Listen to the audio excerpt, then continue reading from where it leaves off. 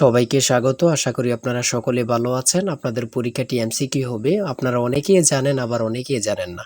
আমি বলে রাখি আপনাদের পরীক্ষাটি এমসিকিউ হবে। আজকে একটি এমসিকিউ পরীক্ষার মডেল টেস্ট নিয়ে এসেছি। ইনশাআল্লাহ এই মডেল টেস্ট থেকে 25 থেকে 30 নাম্বার আপনি অনায়াসে কমন পাবেন। শুধু কষ্ট করে একটু সময় নিয়ে সম্পূর্ণ ভিডিওটা দেখেন, আপনি পরীক্ষায় পাস করতে পারবেন। আপনাদের পরীক্ষাটি এমসিকিউ হবে, যেমন এখানে রয়েছে সুশিক্ষিত লোকই মাত্র স্বশিক্ষিত উক্তিটি কার।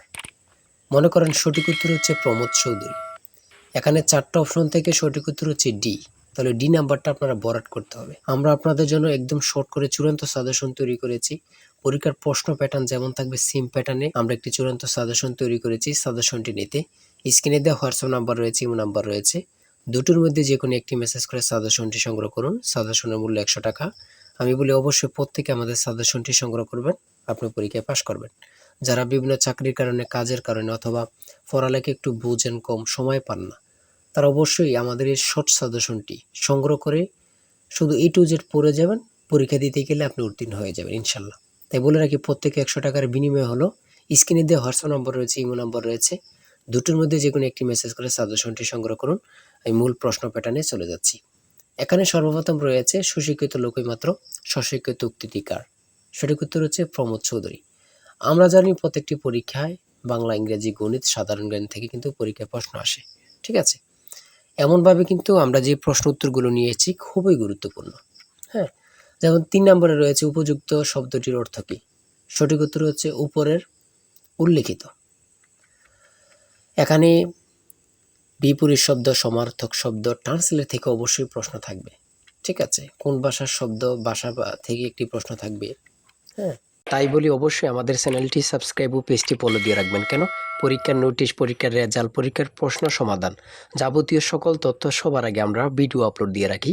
আপনি যদি চ্যানেলটি সাবস্ক্রাইব, পেজটি ফলো দিয়ে রাখেন, সবার আগে চলে যাবে আপনার কাছে নোটিফিকেশন।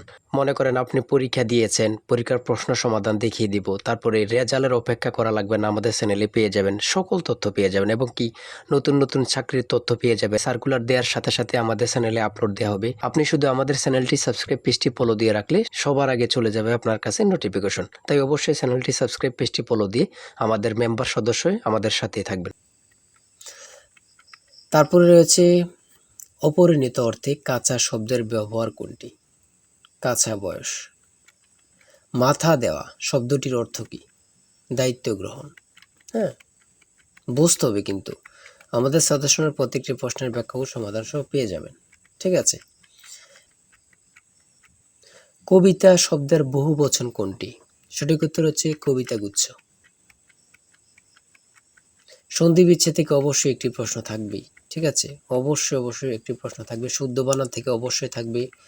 ছন্দনাম থেকে অবশ্যই থাকবে। যেমন 18 নাম্বার রয়েছে বীরবল, কার ছন্দনাম? সেটা হচ্ছে প্রমোদ চৌধুরী।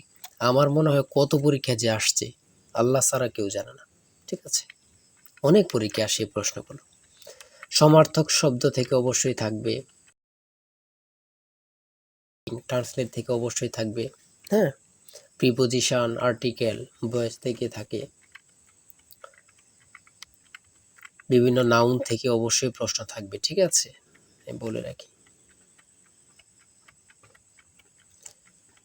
যারা যারা পরীক্ষা দিবেন প্রত্যেকে আমাদের সাজেশনটি সংগ্রহ করবেন। সিনোনিম অথবা অ্যান্টোনিম থেকে অবশ্যই প্রশ্ন থাকবে। হ্যাঁ,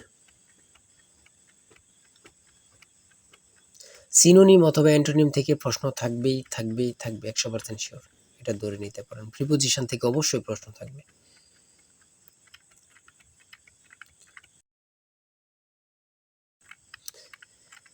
বাংলাদেশের সুপ্রিম কোর্ট মোট কয়টি বিভাগে অথবা বিভাগ নিয়ে গঠিত? সঠিক উত্তর হচ্ছে 2টি।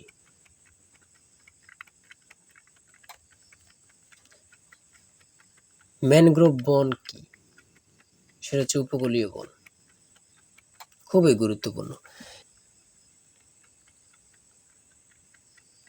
বাংলাদেশকে স্বীকৃতি দানকারী প্রথম আরব দেশ কোনটি? খুবই গুরুত্বপূর্ণ, ইরাক। আয়তনে বাংলাদেশের বড় জেলা কোনটি? খুবই গুরুত্বপূর্ণ, রাঙ্গামাটি। ঢাকা কত সালে সুবা বাংলার রাজধানী হয়? সঠিক উত্তর হচ্ছে 1610 সালে।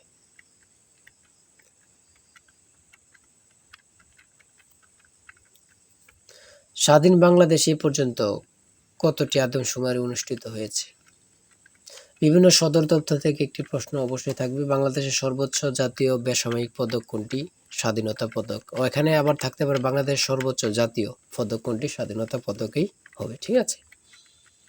একটা প্রশ্ন দেখা যাচ্ছে একই প্রশ্ন, কিন্তু এটারে একটু ঘুরিয়ে ফিরিয়ে দেওয়ার কারণে আমরা অনেকেই বুঝতে পারি না। হ্যাঁ? ঘুরিয়ে ফিরিয়ে দিলেই কিন্তু আমরা অনেকেই বুঝতে পারি না। এটি কিন্তু আমাদের একটা বড় সমস্যা। একটি সংখ্যা ২২০ থেকে যত বড়, ৪৯০ থেকে তত ছোট। সংখ্যাটি কত? এই ২টা সংখ্যা যোগ দিয়ে ২ দিয়ে ভাগ দিলে কিন্তু বাইর হয়ে যায়। ২টা সংখ্যা যোগ দিয়ে ২ দিয়ে ভাগ দিবেন, বের হয়ে যাবে। হ্যাঁ? একদম ইজি, যদি বোঝেন ইজি, আর না বুঝলে তো কঠিন হবেই, ঠিক না? যারা প্রথম পরীক্ষা দিবেন তাদের জন্য একটু কঠিন। আর যারা অনেকদিন পরীক্ষা দিচ্ছেন, ফেল করতেছেন, অথবা এমসিকিউ পরীক্ষা উত্তীর্ণ হচ্ছেন, লিখিত পরীক্ষায় ফেল করতেছেন, এমসিকিউ লিখিত উত্তীর্ণ ভাইভাতে যেয়ে ফেল করতেছেন, তারা পরীক্ষা সম্পর্কে অনেক কিছুই জানেন।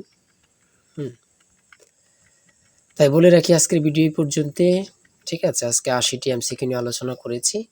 আমাদের আমাদের চ্যানেলে কিন্তু আমাদের পেজে অনেক ভিডিও দেয়া আছে। আপনারা ওখান থেকে দেখে আসতে পারেন। আর এখান থেকে ওখান থেকে না দেখে আমাদের চ্যানেলটি সাবস্ক্রাইব ও পেজটি ফলো দিয়ে রাখেন। ভিডিও আপলোড দেওয়ার সাথে সাথে চলে যাবে আপনার কাছে নোটিফিকেশন। আপনি অনেক তথ্য পেয়ে যাবেন। আর আমাদের সাজেশনটি সংগ্রহ করে রাখেন। ইনশাআল্লাহ আপনি পরীক্ষা উত্তীর্ণ হয়ে যাবেন। আমাদের সাজেশনটি নিতে স্ক্রিনে দেওয়া হোয়াটসঅ্যাপ নম্বর রয়েছে। এটা হোয়াটসঅ্যাপ অথবা ইমো নাম্বার, যেকোনো একটি মেসেজ করেন, আমাদের সাজেশনটি সংগ্রহ করতে পারবেন। ইনশাআল্লাহ সাজেশনটি পরীক্ষা দিতে গেলে আপনি উত্তীর্ণ হয়ে যাবেন। সবাই ভালো থাকবেন, সুস্থ থাকবেন। আর আপনার যে কোনো সমস্যা কমেন্টে লিখুন। আল্লাহ হাফেজ।